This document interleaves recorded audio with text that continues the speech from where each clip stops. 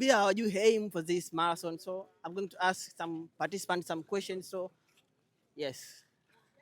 Dada, habari? Unaitwa nani? Tracy. Tracy. Yes. Tracy, ongea sauti kidogo. Unaitwa? Tracy. Okay, Tracy. Naomba kuuliza maswali machache. Unajisikiaje? Unajisikiaje kushiriki kwenye hii marathon? Vizuri. Unafurahi?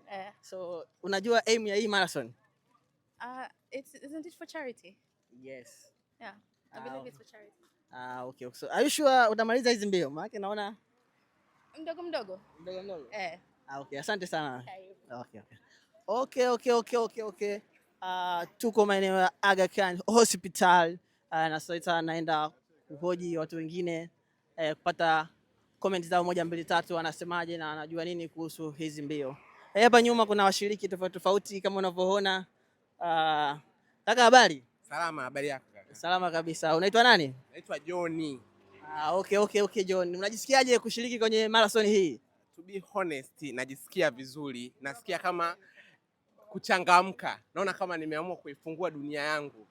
Tazama watu, kuona bahari kama hivi na kila kitu. Okay, wow. What influenced you to be participant on this marathon?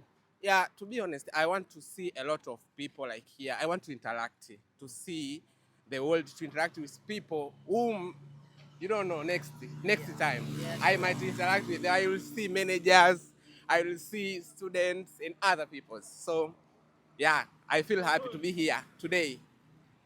Asante sana kaka Joni, na kuombea umalize hizi mbio salama. Lakini kulikuwa na vifungu vya kukimbia, kuendesha baskeli, kutembea pia.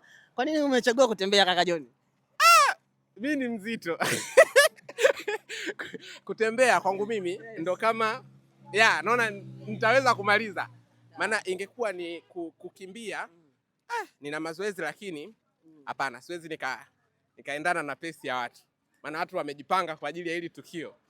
Mimi anyway, japokuwa wanasema ukimbie, ukitembea zote ni sawa, japo kitu cha msingi tunasema step for the change. So let us make this change and let us make this step. Everything will be okay and everything will be good. Miles for hope.